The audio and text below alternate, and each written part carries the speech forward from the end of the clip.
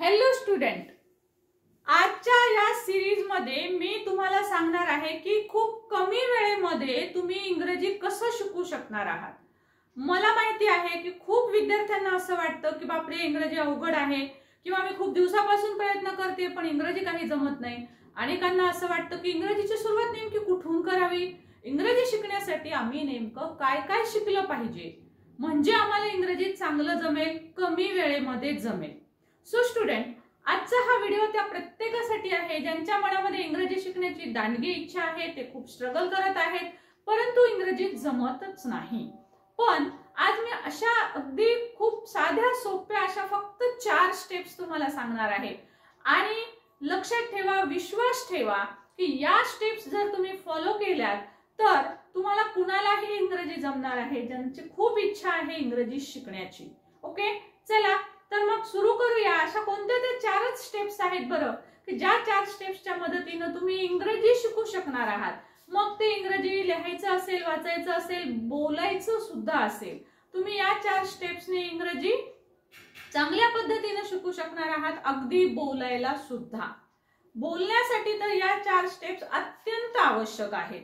तुम्ही लिखाण काम सुद्धा या 4 स्टेप्स फॉलो करून करू शकणार आहात। तर स्टुडंट्स, सर्वात पहिले आपण काय करणार आहोत पहा। सो मी गोदावरी तुम्हा सर्वांचे स्वागत करते तुमच्या आवडत्या चॅनल मध्ये ज्याचं नाव आहे इझी इंग्लिश ग्रामर फॉर 8, 9, 10। बघूया मग आपण कोणते ते 4 स्टेप्स आहेत ज्याच्या मदतीने आपल्याला इंग्रजी झटपट शिकता येणार आहे। सो स्टुडंट, आपल्याला माहिती आहे की लहान मूल कशा पद्धतीने शिकत असतं।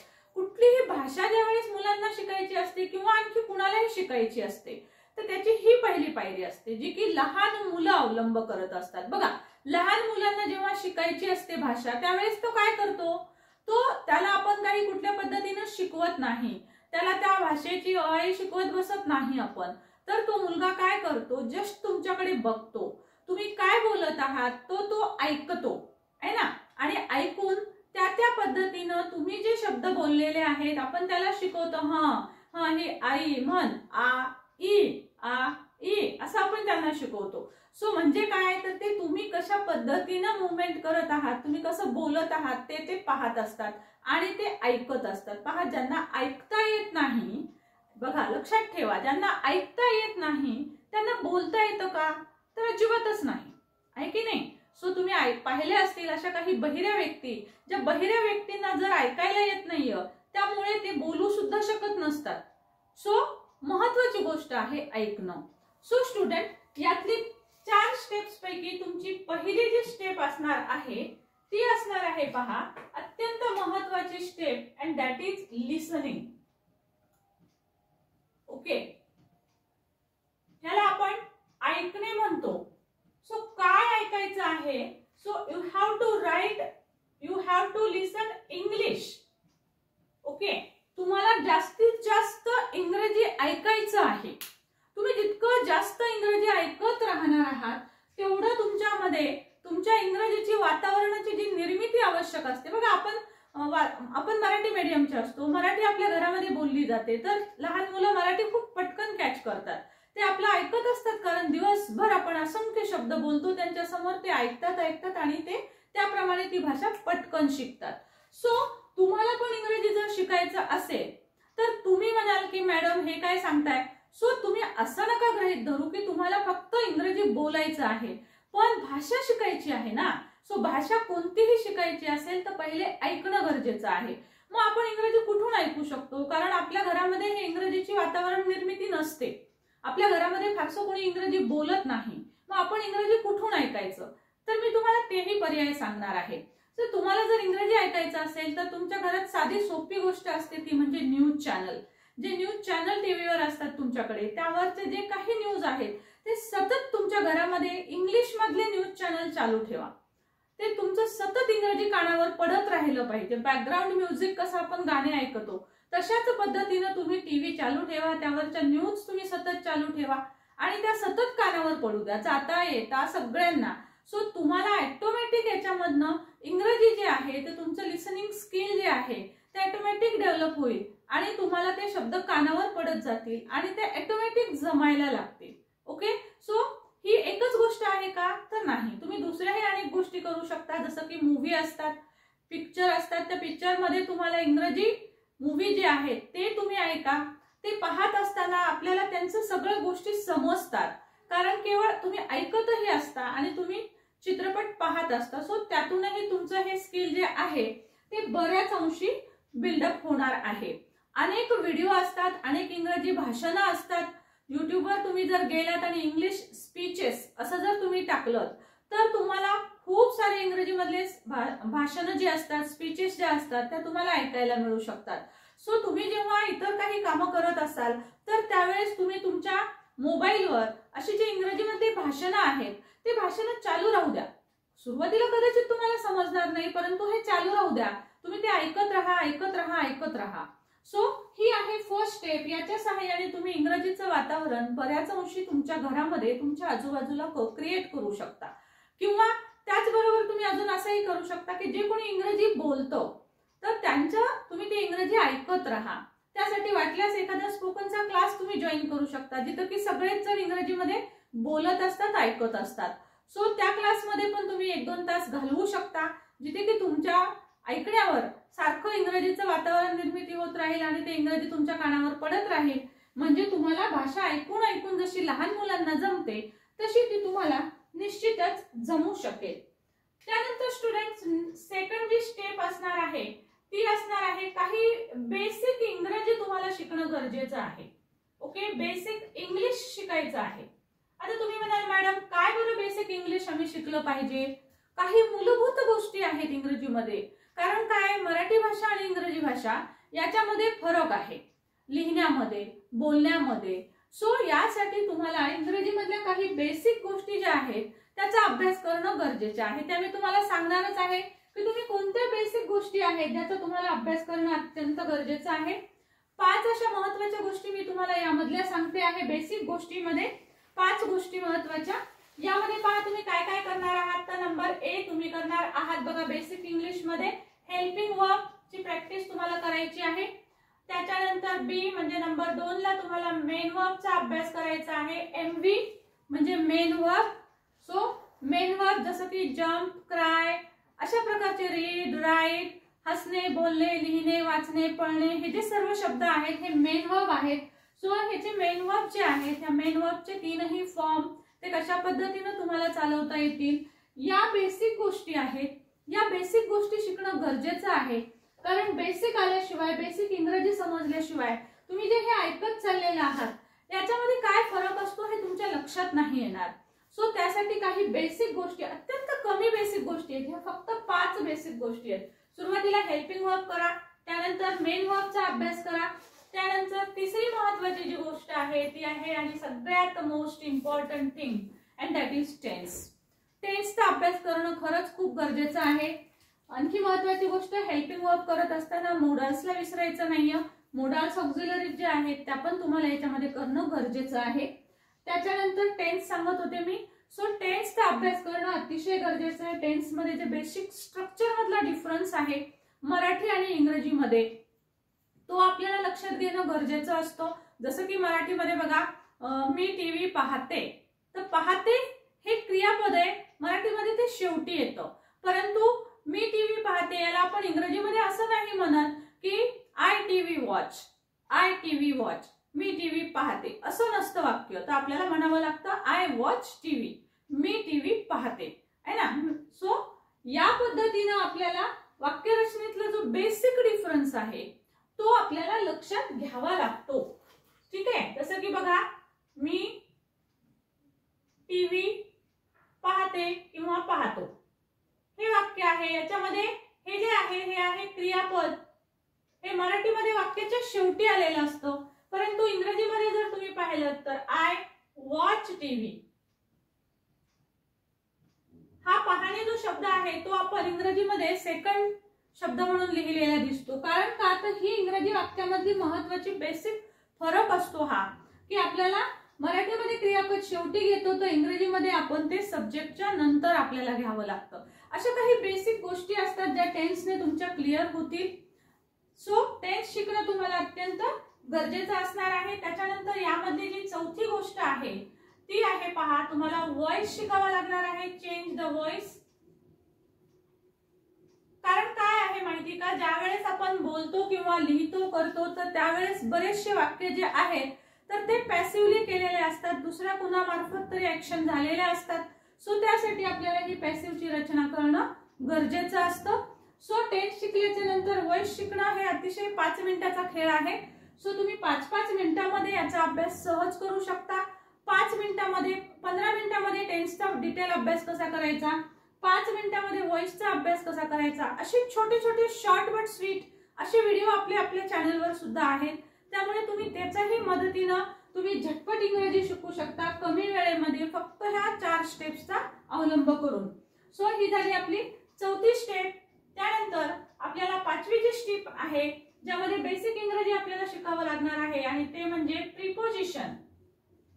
ठीक आहे, प्रिपोजिशन आणि कंजंक्शन या 2 गोष्टींचा जर तुम्ही अभ्यास केलात, ठीक आहे, म्हणजे कोणतीही गोष्ट वर खाले या अर्थाचे, च्या पासून, च्या जवळ अशा अर्थाचे जे प्रिपोजिशन असतात, ऑन, अप, ओव्हर, अपॉन अशा प्रकारचे, फ्रॉम, नियर, साइड, बिसाइड असे जे काही असतात तर हे असतील वेगवेगळे तुमचे प्रिपोजिशन. सो प्रिपोजिशन शिकणं खूप गरजेचं आहे. आणि त्याचबरोबर कंजंक्शन जे जोडणारे शब्द असतात तर हे सुद्धा तुम्हाला शिकणं खूपच गरजेचं असतं. सो काही कंजंक्शन्स तुम्ही शिकून घेणं खूप गरजेचं आहे. या गोष्टी जर तुम्ही शिकलात तर तुमचं बेसिक इंग्लिश हे पक्क होणार आहे. सो बेसिक इंग्लिश तुमचं पक्क झाल्याच्या नंतर आणखी कोणती महत्वाची स्टेप असेल की जी केली म्हणजे मला इंग्रजी खूप कमी वेळेमध्ये शिकता येणार आहे. आणि ती महत्वाची गोष्ट म्हणजे ती असते बघा शब्दसाठा. तर यासाठी तुम्ही काय करू शकता, आपल्याला बोलायचे, लिहायचे, वाचायचे ह्या प्रत्येक गोष्टीसाठी आपल्याला इंग्रजीचे शब्द येणं गरजेचं असतं. मग मला शब्दच येत नाहीत, मग मी आता काय करू? ओके, सो तुमची 3rd स्टेप आहे बघा, तुमची स्वतःची डिक्शनरी तयार करा. आता तुम्ही म्हणाल काय आहे मॅडम हे, तुम्ही काय पुस्तक लिहायला सांगता का आम्हाला? तर नाही. सो सी स्टुडंट काय करणार आहात, तुमची स्वतःची डिक्शनरी तयार करायची आहे तुम्हाला. ओके, सो म्हणजे काय हे मी तुम्हाला सांगणारच आहे. कशा पद्धतीने तुम्ही हे करू शकणार आहात बघा. जर एखादी भाषा शिकायची असेल आणि त्यातले शब्दच येत नसतील तर कसं शक्य आहे तुम्ही बोलणं किंवा लिहिणं किंवा वाचणं, कोणत्याच गोष्टी जमणार नाहीयेत, आहे की नाही? सो त्यासाठी तुमची स्वतःची एक डिक्शनरी तयार करा. कशी करायची आहे तर पहा, यामध्ये काय करायचं असतं, आपल्याला किती शब्द येतात ते तुम्हाला माहिती असणं गरजेचं आहे आणि त्याच्यामध्ये तुम्ही भर घालत गेला पाहिजे. ओके, बरेचसे विद्यार्थी किंवा बरेचसे जे इंग्रजीचा अभ्यास करणारे आहेत तर ते काय करतात माहितीये का, एखादी डिक्शनरी आणतात आणि त्यातून अभ्यास करतात, त्यातून शब्दपाठ करतात, परंतु त्याच्यामध्ये कुठलाही एकमेकाशी कनेक्ट असणारे वर्ड नसतात. ए चे सगळे सलग शब्द असतात, पुन्हा बी चे सलग शब्द, सी चे सलग असे असतात, पण ते लक्षात ठेवणं, ते पाठांतर करणं हे खूप लेंदी असतं. सो मी तुम्हाला एक सोपी पद्धत सांगते बघा, डिक्शनरी तुमची स्वतःची कशी तयार करायची आहे. सो तुम्हाला जेवढे शब्द येतात माहिती आहे तेवढे सुरुवातीला लिहून काढा. तुम्हाला किती येत आहेत तेवढे लिहा. त्याच्यासाठी काही 2-3 पानं सेपरेट कोरे पण ठेवून द्या तुमचे लिहून झाल्यावर. समजा मला 500 शब्द येतात, मी 500 शब्द लिहून काढले, गृहीत धरा मला 500 येतात किंवा 100 येतात किंवा 50 येतात, जेवढे येतात तेवढे तुम्हाला जे येतात तेवढे स्पेलिंग आणि अर्थ या पद्धतीने ते लिहून काढायचे आहेत. आता हे झाले तुम्हाला येतात तेवढेच शब्द. आता तुम्हाला तुमची स्वतःची डिक्शनरी करायची आहे, म्हणजे तुम्हाला याच्यात शब्द वाढवायचे आहेत. सो तुम्ही दररोज नवीन शब्द, तुम्हाला एक 15-20 शब्द, तुम्ही कोणत्या लेवलला आहात म्हणजे तुम्ही कोणत्या क्लासमध्ये आहात त्याच्यानुसार हा शब्दसाठा तुम्हाला जास्तीत जास्त प्रिपेअर करता येतो, तयार करता येतो. जसं की तुम्ही समजा 3री, 4थी, 5वीचे विद्यार्थी असाल तर तुम्ही 10-15 शब्द करा दररोज. परंतु तुम्ही एखादा जॉब होल्डर असाल पण तुम्हाला इंग्रजी शिकण्याची गरज असेल तर तुम्ही 50 शब्द सुद्धा सहज लिहू शकता.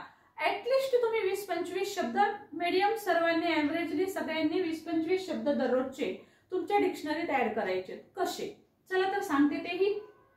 आता त्यासाठी तुम्ही काय कराल तर पहा स्टुडंट्स, तुम्ही जिथे कुठे जाता, समजा आता मी ह्या रूम मध्ये आहे, मी घरामध्ये आहे, मी घरामध्ये हा व्हिडिओ करते आहे. सो घरामध्ये ज्या वेळेस मी इथे असेल तर मला घरामध्ये खूप खूप वस्तू दिसतात. त्या प्रत्येक शब्दाला मला इंग्रजीचा शब्द पाहायचा आहे. तुम्हाला ज्या घरामध्ये वस्तू दिसत आहेत त्या सुरुवातीला तुम्ही लिहून काढा. भले त्याचे उच्चार लिहायचं काम पडेल, इंग्रजी शब्द माहिती नसेल तर त्याचा अर्थ लिहा. तुम्हाला सपोज मला ह्या पेनला काय म्हणतात माहिती नाही हा मार्कर आहे, पण समजा मला माहिती नाही तर मी लिहून टाकलं समजा की पेन, तर याला मला शोधायचंय, पेनचं स्पेलिंग मला येत नाही समजा, गृहीत धरा. सो मला पेनचं स्पेलिंग लिहून काढायचे, पण मला पेनच माहितीये, मी सुरुवातीला पेन शब्द लिहिल. सो या पद्धतीने तुमच्या रूममध्ये घरामध्ये ज्या वस्तू आहेत ज्याचे स्पेलिंग तुम्हाला पाठ नाही आहेत ते ऍटलिस्ट त्याचा अर्थ लिहून काढा. अर्थ लिहून काढल्याच्या नंतर तुम्ही त्याचे स्पेलिंग जे आहेत तुम्ही सर्च करू शकता. ओके, डिक्शनरी असेल त्यातून शोध घेऊ शकता तुम्ही, मराठी इंग्लिश अशा पण डिक्शनरी असतात त्यातून शोधा. सगळ्यात सोपी पद्धत, तुमच्याकडे मोबाईल असतो, गुगलवर जा, गुगलवर शब्द टाका. समजा सपोज तुम्हाला तुमच्या घरामध्ये एक आरसा आहे, समजा मोठा आरसा आहे, तुम्हाला माहिती नाही आरशाला इंग्रजीत शब्द काय म्हणतात, तर टाका की आरसा इन इंग्लिश. मराठीत आरसा शब्द लिहा, त्याच्या पुढे लिहा इन इंग्लिश आणि गुगलवर तुम्ही टाईप करून द्या. तुम्हाला आरसाला मराठीमध्ये काय म्हणतात ते मिळेल, इंग्लिशमध्ये काय म्हणतात आरसा इन इंग्लिश, तो इंग्लिशमध्ये लागलीच उत्तर देईल. मिरर, मिररचं स्पेलिंग तुमच्या समोर रेडी असेल.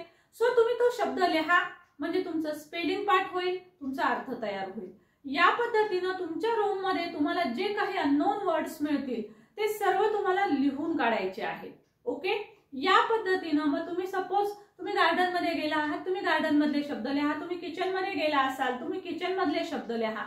सो या पद्धतीनं दररोज तुम्हाला 10-20 शब्द, तुम्ही म्हणाल कुठे कुठे जावं, जायची गरज नाही, तुम्ही जिथे जाल तिथे जस्ट ऑब्झर्व करत राहा, कोणत्या वस्तू दिसताय तिथे, कोणतं लिहायचं आहे आपल्याला ते तुम्ही संबंधित शब्द घेऊ शकता. आता सपोज तुमचे 7, 8, 10 ठिकाणं संपलेले आहेत, त्याचे शब्द तुम्ही लिहून काढले स्पेलिंग अर्थासहित, आणि ऑफकोर्स त्यातले जे जे शब्द बिलकुलच स्पेलिंग सहित येत नाहीत ते थोडेसे रिसाइट करा, पाठांतर करा, 4-5 वेळेस लिहून काढा.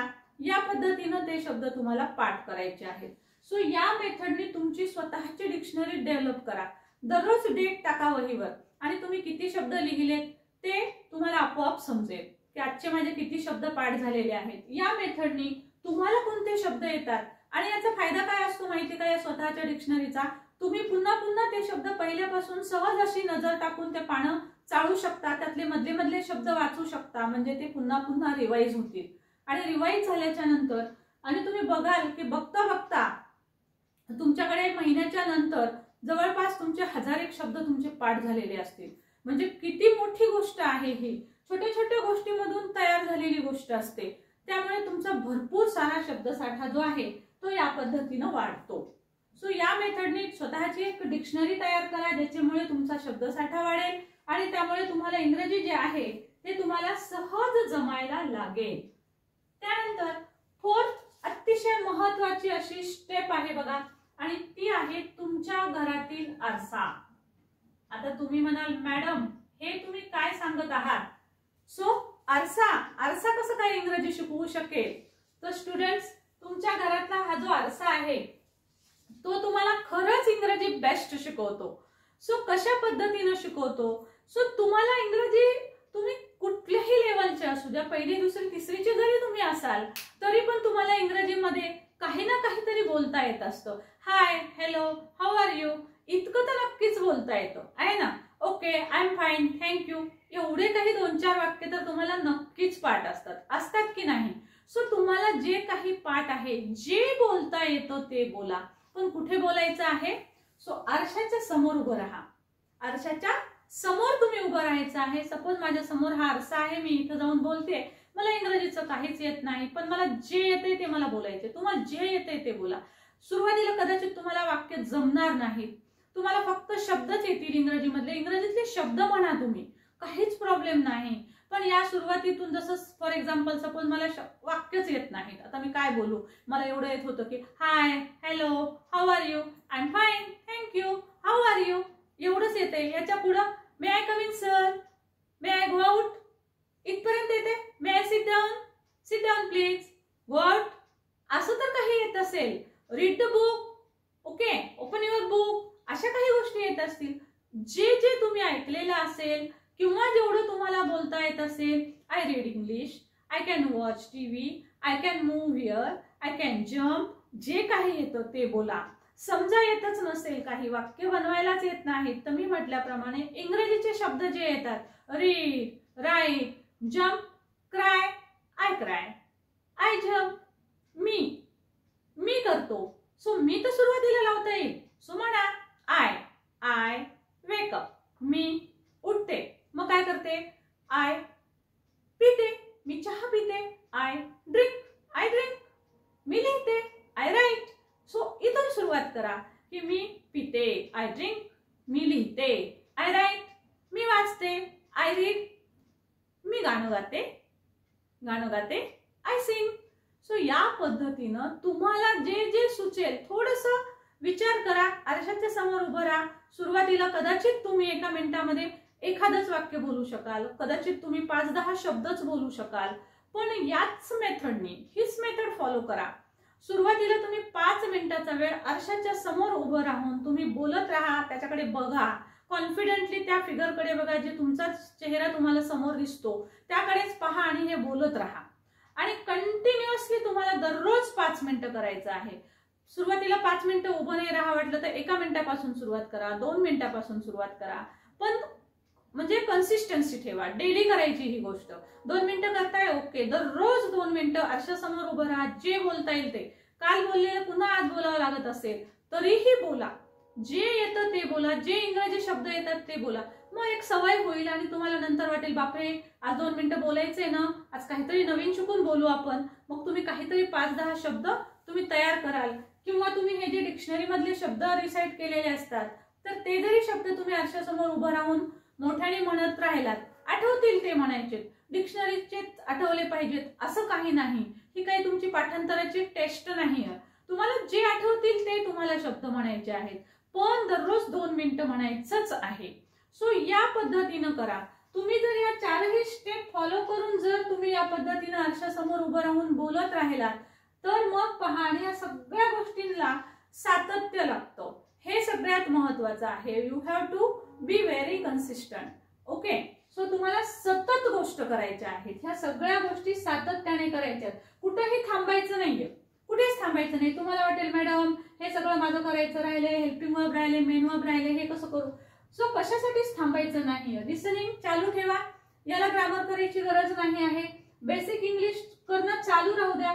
हे करत करत तुम्ही लिसनिंग करू शकता. तुम्ही स्वतःची डिक्शनरी तयार करू शकता. तुम्ही आरशासमोर उभं राहून तुम्हाला जे येतं ते बोलू शकता. सो कुठेच स्टॉप करायचं नाहीये. सो चालत राहा. या स्टेप्स डेली तुम्हाला करायच्या आहेत. ओके. सो स्टुडंट, जर कमी वेळेत इंग्रजी शिकायचं असेल तर फक्त एवढ्याच गोष्टी करायच्या आहेत. समजा यापेक्षा वेगळं काही करू शकतो का आपण की ज्याच्यामुळे इंग्रजी आपल्याला शिकणं सोपं होईल? तुम्हाला जर वाटत असेल की या स्टेप्सच्या व्यतिरिक्त आपण अजून काही स्टेप्स याच्यामध्ये ऍड करू शकतो ज्याच्यामुळे की आपल्याला इंग्रजी शिकणं खूप सोपं होईल.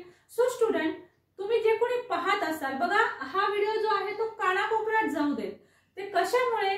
तर तुम्हाला या व्हिडिओच्या सहाय्याने प्रत्येकाला इंग्रजी शिकण्याची गरज आहे आणि इच्छा पण असते, परंतु काही महत्त्वाच्या गोष्टींमुळे सुरुवात कुठून करावी वगैरे हे त्यांना जमत नाही.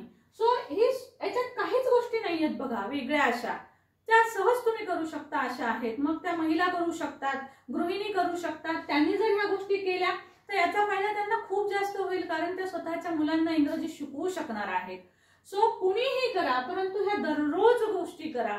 आणि हा व्हिडिओ अगदी घराघरात गेला पाहिजे, कारण मराठी मधल्या लोकांना इंग्रजीमध्ये आपण काही करू शकतो याचा कॉन्फिडन्स तरी बिल्डअप होईल.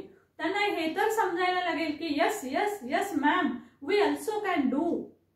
आम्ही हे करू शकतो, आम्ही पण करू शकतो. सो ज्यांना असं वाटतं की yes I can do it and I will, कोण करू शकतं आणि मी ते नक्कीच करेल असं ज्यांना वाटतं त्यांनी मला कमेंट बॉक्स मध्ये नक्कीच एक थम्स अप द्या. Yes ma'am, we are ready. आम्ही हे नक्कीच करून पाहणार आहोत या 4ही स्टेप्स. आणि हो, यामध्ये जर अजून काही ऍड करता येईल असं तुम्हाला वाटत असेल तर मला कमेंट बॉक्स मध्ये जरूर लिहून पाठवा की मॅडम या 4 स्टेप्सच्या ऐवजी 5वी स्टेप आपण ही पण करू शकतो. सो असं ज्यांना वाटत असेल त्यांनी पण मला जरूर स्टेप्स सजेस्ट करा. सर्वांचं स्वागतच असेल. Okay. So student, thank you so much for watching. जे कोणी नवीन असतील चॅनल सबस्क्राईब जरूर करा. व्हिडिओ आवडल्यास लाईक शेअर तर तुम्ही करतच असता. Thank you for it. नवीन असाल तर मात्र चॅनल नक्की सबस्क्राईब करा. बेल आयकन दाबून घ्या जेणेकरून तुम्हाला नवीन व्हिडिओ आला तर तो समजेल. So thank you so much for watching.